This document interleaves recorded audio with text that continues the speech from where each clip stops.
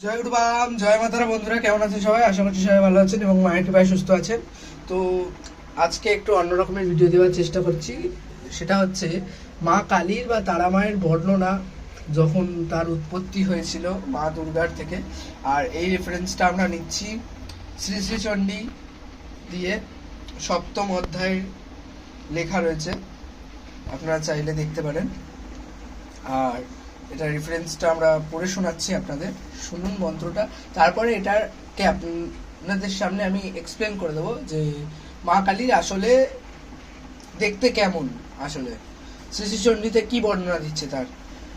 প্রথমেই বলছে, ভ্রুকুটি কুটিলাৎ স্বয়া ললাট ফলকাদ্রুতম কালী कराल वदना विनिष्क्रांत शिपाशिनी विचित्र खट्टवांगधरा नरमाला विभूषण द्वीपचर्मा परिधान सूक्ष्म मांसाति भैरवा अति विस्तार वदना जीवललन भीषण निमग्न रक्तनयन नादापुरित दिग्गमुखा सा वेगेनाभिपतित घातयन्ति महासुरान् सैन्य तत्र सुराणीनाम ভক্ষয়ত তদবলম।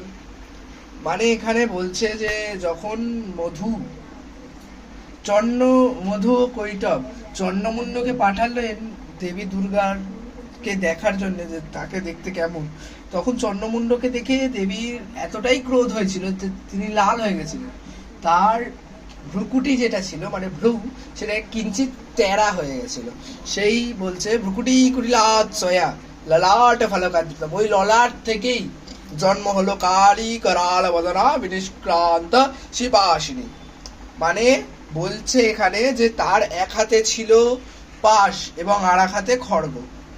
বিচিত্র খট্টবাঙ্গ ধরা, তার বিচিত্র খট্টবাঙ্গ।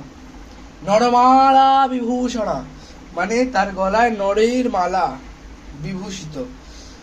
দীপচর্মা পরিধান, মানে তার সে চিতাবাঘের একটা চামড়া উড়ে এসে তার গায়ে পড়েছে, সে লাগায়নি, সে উড়ে এসে পড়েছে, সেটা ঝোড়ো হাওয়ায় উড়ে এসে পড়ে না, এমনি পড়েছে। সূক্ষ্ম মাংসাতি ভৈরবা, তার গায়ে মাংস নেই, শুকিয়ে গেছে মাংস, এমন অবস্থা। পুরো হাড্ডি দেখা যাচ্ছে, শুধু একমাত্র নার্ভস বোঝা যাচ্ছে। অতি বিস্তার বদনা জিহ্বলনা ভীষণা, বিস্তার বদনা, অতি বিস্তার বদনা জিহ্বলনা ভীষণা, মানে তার জীব লক লক করছে। নিমগ্ন রক্তনয়না নাদাপুরিত দিঙ্গমুখা, মানে রক্তের চেয়েও লাল চোখ। নাদাপুরিত দিনমুখা, ওনার মুখ এতটাই বিশাল, এতটাই বিশাল, এমন ভাবে হা করে রয়েছে, মানে সব কিছুতে গ্রাস করছে, বিশাল বড় তার মুখ। সাবিকেনা ভীপতিতা ঘাত্যায়ন্তি মহাসুরাণ সেন তত্র সুরাণীম ভক্ষয়ত তদবলম। বড় বড় দৈত্যদের বধ করে এসছে, এমন রূপ সে ধরেছে, এমন সৈন্য বধ করছে, সব মানে ক্ষণের মধ্যে তিনি বধ করে দিতে পারে, এমন শক্তি তার। এই হচ্ছে শ্রী শ্রী চণ্ডী বা দেবী কালীর বর্ণনা, যেটা শ্রীচণ্ডীতে সপ্তম অধ্যায় লেখা রয়েছে। আমি দেখিয়ে দিচ্ছি আপনাদের। শ্রী শ্রী চণ্ডী বা শ্রী দুর্গা সপ্তশতী, সেটার মধ্যেই লেখা রয়েছে সপ্তম অধ্যায় চন্দ্রমুণ্ড বধ, সেটার মধ্যেই লেখা রয়েছে।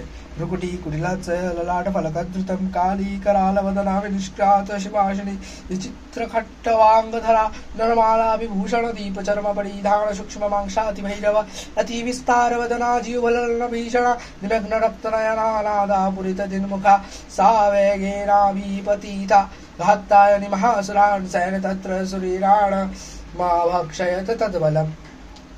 তো আশা করছি আজকের ভিডিওটা আপনারা বুঝতে পেরেছেন আর ভালো লেগেছে। তো যদি ভালো লেগে থাকে একটা লাইক করবেন এবং জয় মাতারা লিখে যেতে ভুলবেন না। এবং আজকের মধ্যে এতটাই। জয় গুরুবাম, জয় জয় মাতারা, জয় গুরুবাম, জয় মাতারা।